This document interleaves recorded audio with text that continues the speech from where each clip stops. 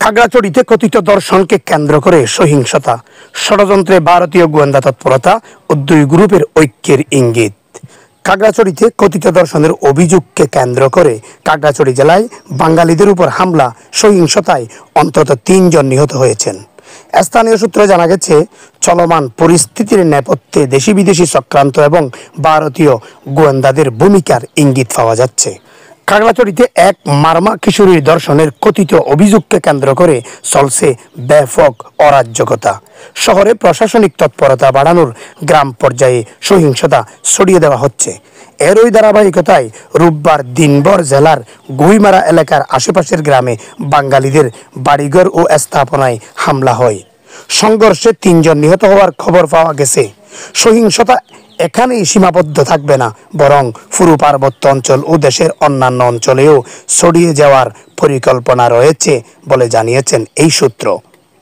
নিরাপত্তা সংশ্লিষ্ট সূত্র বলছে, পাহাড় অশান্ত করতে দেশি বিদেশি মহল সক্রিয় হয়ে উঠেছে।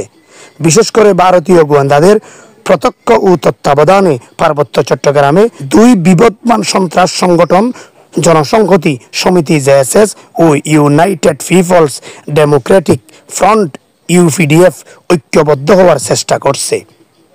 এই প্রক্রিয়ায় ভারতের রাজধানী দিল্লিতে কয়েক দফা বৈঠক করেছে তারা, যেখানে বৈঠকে ছিল এক বৌদ্ধ ধর্মগুরু ও গোয়েন্দাদের উপস্থিতি। কথিত দর্শনের অভিযোগকে এখন এই পরিকল্পনার হাতিয়ার হিসেবে ব্যবহার করা হচ্ছে। যদিও ভুক্তভোগী শিক্ষার্থীর মেডিকেল পরীক্ষায় দর্শনের কোনো আলামত পাওয়া যায়নি, তবু সামাজিক যোগাযোগ মাধ্যমে উস্কানিমূলক প্রচারণা চালিয়ে যাচ্ছে পাহাড়ি সন্ত্রাসীরা। সেনাবাহিনীকে টার্গেট করে অর্ধশতাধিক ফেসবুক পেজ থেকে অপপ্রচার ছড়িয়ে যাচ্ছে, যেগুলো বিভাগীয় সীমান্তবর্তী এলাকা থেকে ভারতীয় নেটওয়ার্ক ব্যবহার করে এসব অপপ্রচার চালিয়ে যাচ্ছে। অন্যদিকে থাইল্যান্ড এবং মিয়ানমারের নেটওয়ার্ক ব্যবহার করে সেখান থেকেও কিছু ফেস এবং তাদের নিজস্ব নিউজে অপপ্রচার চালিয়ে যাচ্ছে। পাহাড় থেকে সেনা সরিয়ে নেওয়ার অর্থ হচ্ছে দেশের সার্বভৌমত্বকে দ্বিখণ্ডিত করে নতুন রাষ্ট্র তৈরি করার বিশাল এক কৌশল তাদের। দেশের সার্বভৌমত্ব রক্ষা করতে হলে এই রাষ্ট্রদ্রোহী উপজাতি সন্ত্রাসীদের থামাতে হবে। তাদের পক্ষাবলম্বী দেশীয় মদতদাতাদের, কালচার এলিট, প্রগতিশীল বুদ্ধিজীবীদেরও আইনের আওতায় আনতে হবে।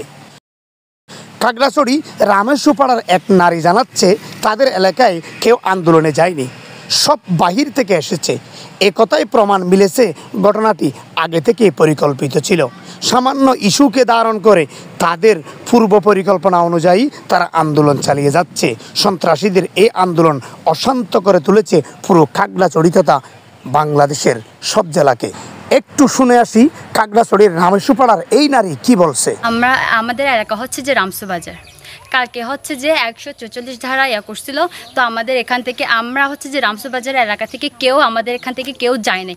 যারা আন্দোলন করছে, যারা মিছিলের নামছে, ওরা হচ্ছে যে বাইরে থেকে আসছে, বুঝছেন। আমাদের এই রামসু বাজার থেকে কেউ যায় নাই। বাইরে থেকে এসে মিছিলের অ্যাড করছে।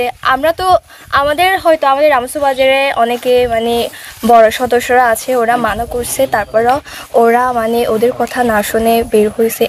নিরাপত্তা বিশ্লেষক লেফটেন্যান্ট কর্নেল হাসিনুর রহমান বলেন, পার্বত্য চট্টগ্রাম নিয়ে ভারতের দীর্ঘমেয়াদী পরিকল্পনা রয়েছে। পতিত আওয়ামী লীগ ও ভারতের যৌথ ষড়যন্ত্রের অংশ হিসেবে এই পরিস্থিতি তৈরি করা হচ্ছে। সরকারের সতর্ক ও কৌশলী ভূমিকা নিতে হবে, নইলে পরিস্থিতি জটিল আকার ধারণ করতে পারে।